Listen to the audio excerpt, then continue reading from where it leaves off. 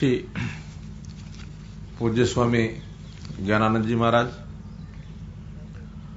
यहां उपस्थित हमारे सांसद श्री नायब सिंह सैनी जी, खेल राज्य मंत्री श्री संदीप सिंह जी और हमारे यहां के विधायक श्री सुभाष सुधा जी, डी सुरेश जी, अमित अग्रवाल जी, रेणु फूलिया जी, उस उपस्थित हमारे विजय दहिया जी, उपस्थित सभी पत्रकार छायाकार मित्रों, आप सबका ब्रह्म सरोवर के तट पर आज इस प्रेस वार्ता में सबका अभिनंदन, सबका स्वागत है। हम हर बार अंतर्राष्ट्रीय गीता महोत्सव से पूर्व ऐसे ही एक प्रेस वार्ता पिछले 4-5 वर्षों से कर रहे हैं, लेकिन ये प्रेस वार्ता सामान्यतया पहले लाल किला के सामने मैदान में दिल्ली में होती थी या कभी चंडीगढ़ भी हुई। लेकिन इस बार ऐसा विचार किया गया कि क्यों नहीं हम जहां अपना ये उत्सव होगा उसी महोत्सव के स्थान पर, महोत्सव के प्रारंभ से पूर्व दिन पर हम करें, ताकि एक तारतम्य उस कार्यक्रम के साथ भी सब बंधुओं का बन जाए। इसलिए आज इस प्रेस वार्ता में आपके साथ सब जानकारियां जो साझी की जाएंगी। धर्म क्षेत्र कुरुक्षेत्र, इसका इतिहास आपको मालूम ही है। भगवान कृष्ण ने मोहग्रस्त अर्जुन को किस प्रकार से गीता का संदेश देकर और कैसे अपने लक्ष्य को प्राप्त करना है, यानी एक तरफ युद्ध का मैदान है, एक तरफ उपदेश और संदेश चल रहे हैं, जीवन का सार ये बताया जा रहा है, कैसा भव्य दृश्य रहा होगा, जैसा बताया कि 5158 वर्ष पहले हर देश, खास करके जिनकी जड़ें उनकी इतिहास में, संस्कृति में बहुत पुरानी ऐसी मानी जाती हैं, ऐसा अपना देश भारतवर्ष है। इसके इतिहास के बारे में अलग अलग से परिभाषाएं दी गई हैं और लाखों वर्ष की परंपरा में यानी बताने की कथाएं भी यहां चलती हैं, हजारों वर्ष तो सब बताते ही हैं। आज प्रातःकाल संयोग से मैं किसी एक कक्षा में जापान का इतिहास सुन रहा था। आप लोगों को जानकारी होगी कि मैंने एक जापानी भाषा सीखने के लिए एक पाठ्यक्रम उसमें प्रवेश लिया है। संयोग से हमारे कुरुक्षेत्र विश्वविद्यालय के कुलपति वो भी उसमें मेरे सहपाठी हैं। तो जो वक्ता थे जापान का इतिहास बता रहे थे, साथ साथ भाषा के साथ साथ बता रहे थे। तो जो जानकारी का इतिहास वहां का सिर्फ 16,000 वर्ष का है। हालांकि जापान को भी बहुत प्राचीन देश माना जाता है।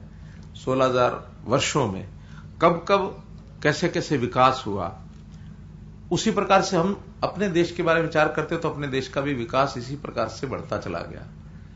बहुत पुराना नहीं तो पिछले 2000 साल का इतिहास तो हमको मालूम है कि कैसे हम गुलाम हो गए, कैसे आक्रमण हमने झेले, दूसरे देशों के जो आक्रमणकारी आए, कैसे अब अंग्रेजों ने ईस्ट इंडिया कंपनी नाम से व्यापार करने के लिए आए, उन्होंने हमको गुलाम बना लिया।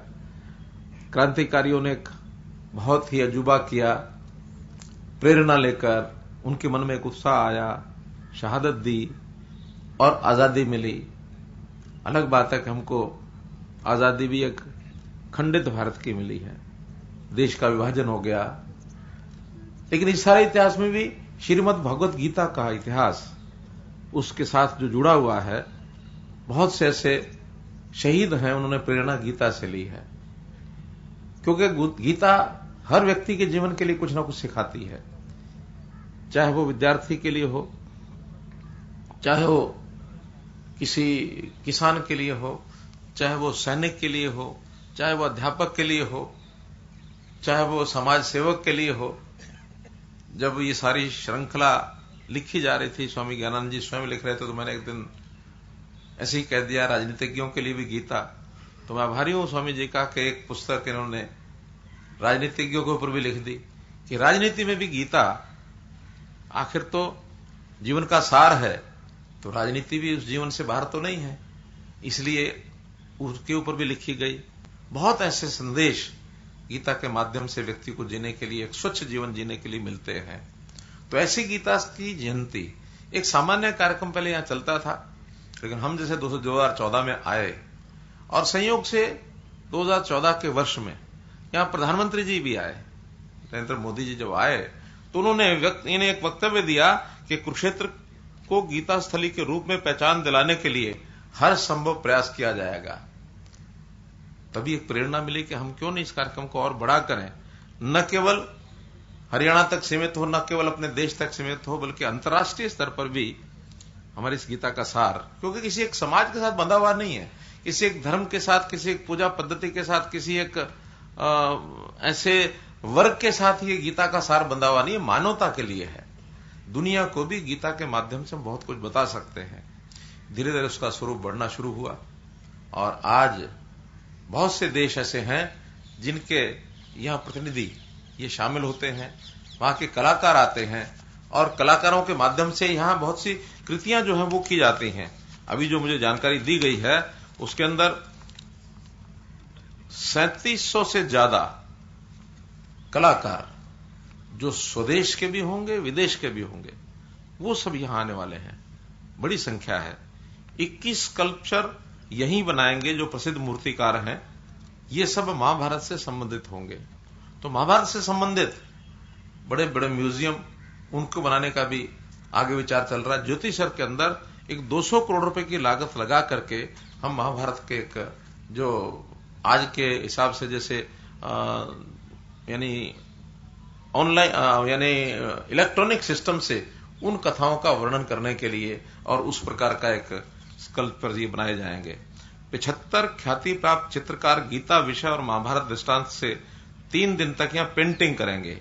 ये सब भारत के विभिन्न हिस्सों से लोग आएंगे।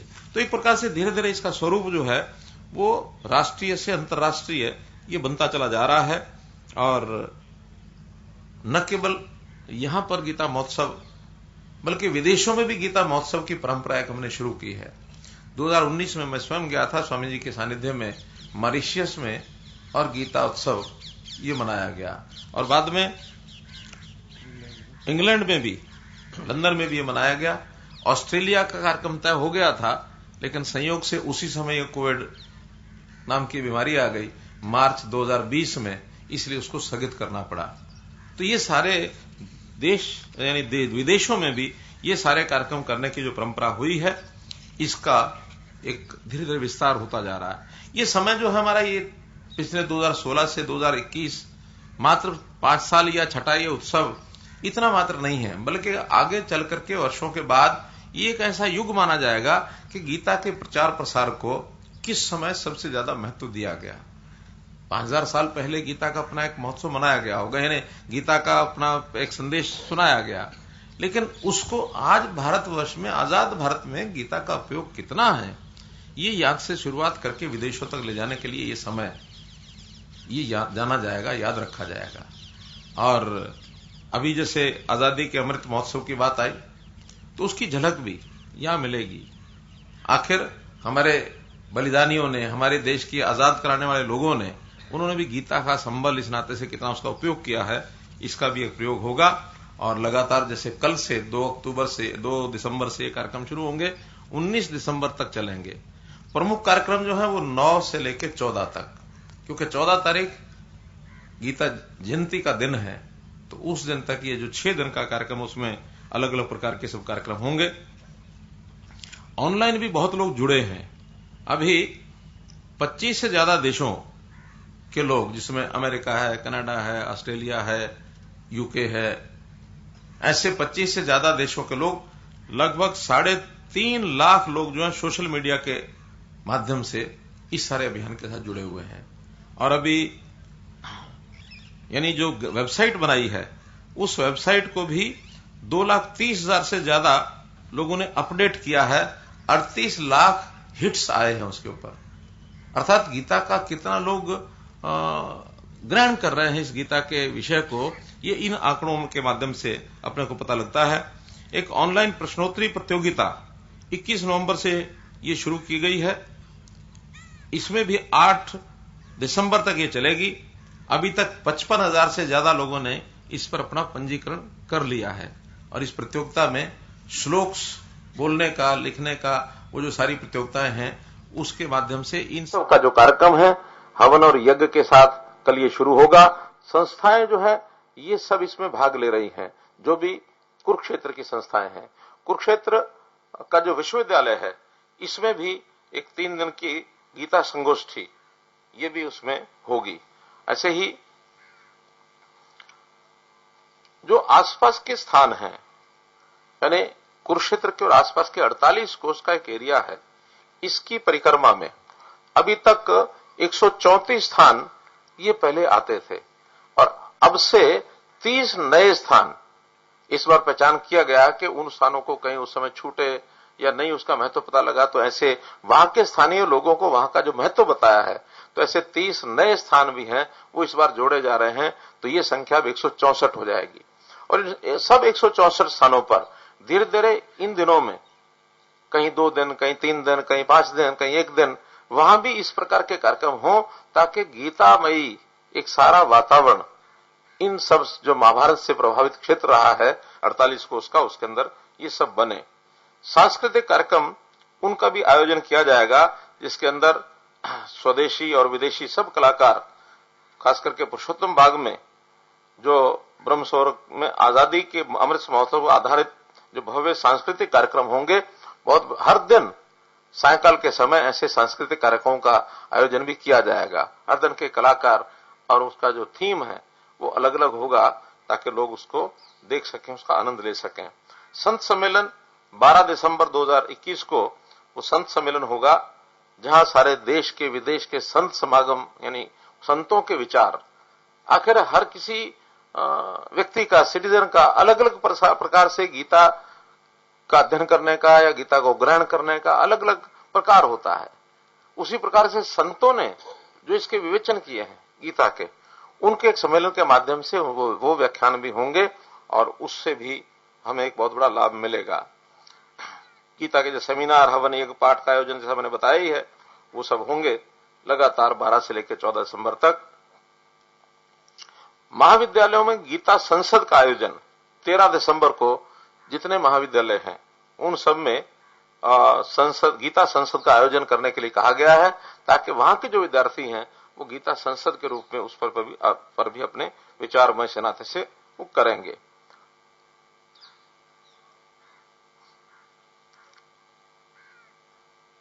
स्वतंत्रता सेनानियों का सम्मान, 75 स्वतंत्रता सेनानियों का और उनके परिजनों का ये भी सम्मान किया जाएगा। 75 वर्ष पूरे हुए हैं, तो इस बार ऐसा विचार किया कि ऐसे परिवार, 75 परिवार, हालांकि अब स्वतंत्रता सेनानियों के परिवारों यानी उनकी अपनी संख्या तो कम होती जा रही है, तो उनके जो परिवार हैं उनको सम्मान करने के लिए हम बुलाएंगे। वैश्विक गीता पाठ, जो हमने एक बार यहाँ 18,000 विद्यार्थियों को बुला करके और सांघिक गीता पाठ कराया था, और उसी दिन विदेशों में भी सांघिक पाठ उसी समय सब किए गए थे, लेकिन कोविड के कारण से इस संख्या को प्रत्यक्ष तो इस बार कम किया है, लेकिन ऑनलाइन जो है ये गीता पाठ इस बार भी कराया जाएगा। 1100 विद्यार्थियों द्वारा ये गीता पाठ इस बार यहां किया जाएगा और 55,000 विद्यार्थी और देश विदेश से लाखों गीत प्रेमी जो श्रद्धालु ऑनलाइन पर जुड़ेंगे। तो इस प्रकार से एक बड़ी संख्या में ये सब लोग इसमें जुड़ने वाले हैं। ऐसे ही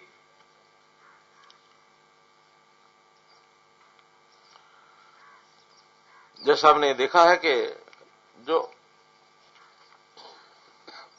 प्रदर्शनियों का भी आयोजन होगा, 10 प्रमुख प्रदर्शनियां ये लगाई जाएंगी, जिसमें विश्वगुरु भारत 48 को का जो कुरुक्षेत्र, संत कबीर, संत रविदास, महर्षि वाल्मीकि, आजादी अमृत महोत्सव, उनकी सबकी अलग अलग जगह पर प्रदर्शनियां भी होंगी, ताकि लोग बाहर से जो आएंगे, हर बार लगभग जब सामान्य परिस्थिति में गीता महोत्सव था तो 25 लाख तक भी लोगों की उपस्थिति रही थी। एक साल को छोड़ दे अगर हम कोविड को, तो उससे पहले 25 लाख तक भी पहुंचे हैं। अब इस बार उतना तो ज्यादा नहीं एक्सपेक्ट करते, लेकिन फिर भी बड़ी संख्या में लोग आएंगे।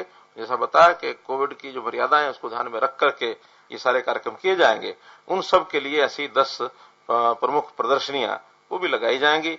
पुस्तक मेला ये लगाया जाएगा। एक हरियाणा का पैविलियन, जिसमें हरियाणा की संस्कृति है, शिल्पकला है, खान पान है, बाकी सब है, ये पीछे ही ये बनाया गया है, उसका भी लोग जो है दर्शन कर सकेंगे।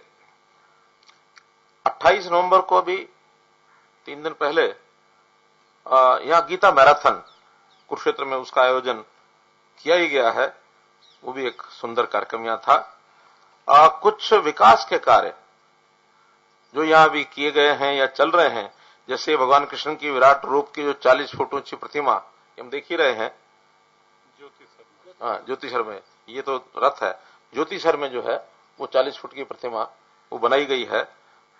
लगभग उस पर 13.5 करोड़ रुपए की लागत आई है।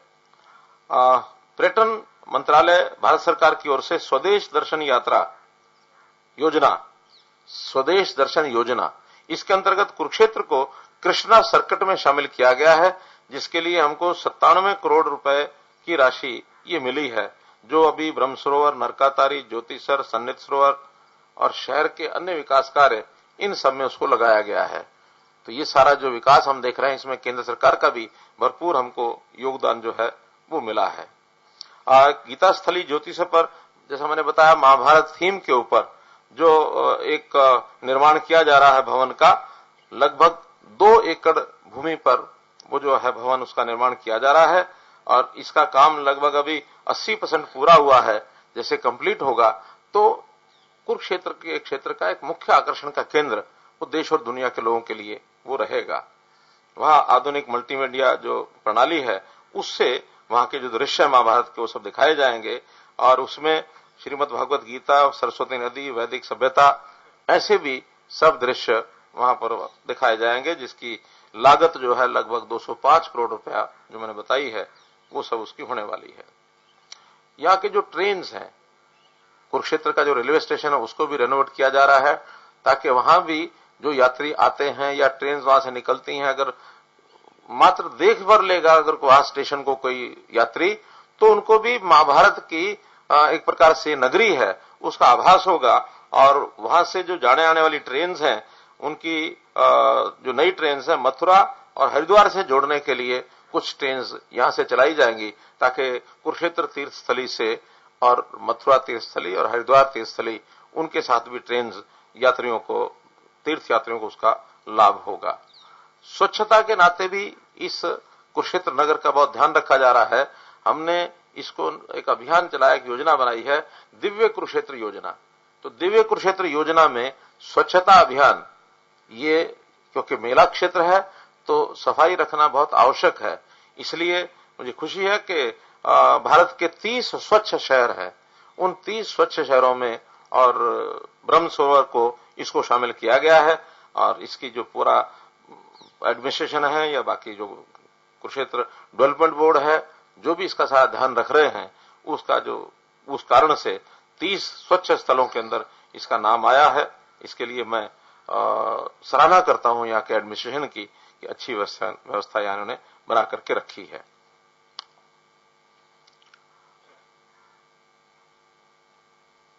एक डिमांड थी यहाँ की कि जो कुरुक्षेत्र नगर है, इसके प्रवेश द्वार जितने भी हैं, बाहर से जो लोग प्रवेश करते हैं, उनके ऊपर प्रवेश द्वार बनाए जाएं।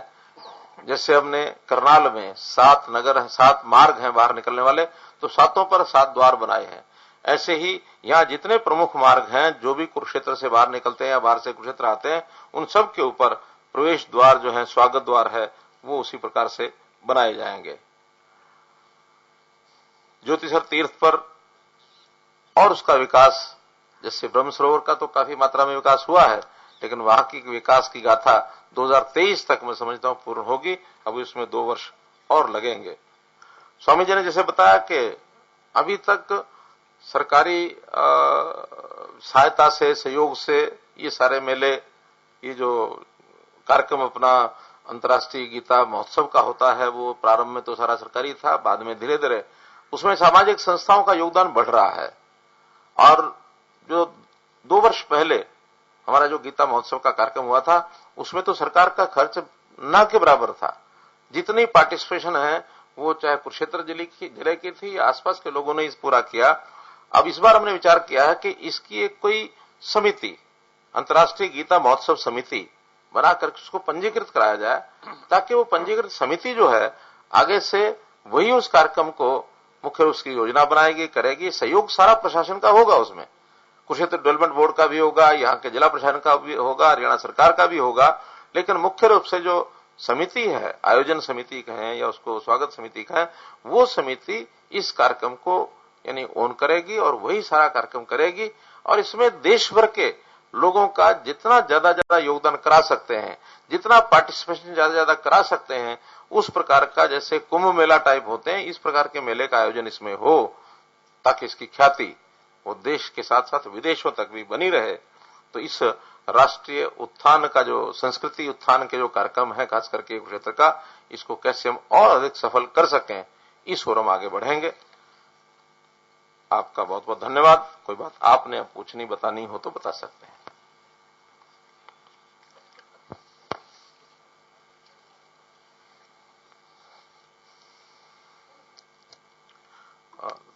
बाहर से आने वाले लोग कौन कौन है अभी?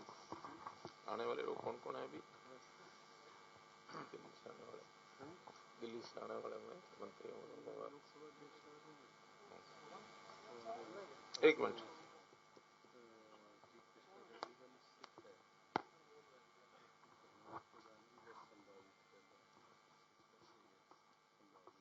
स्वामियों में, संतों में बड़े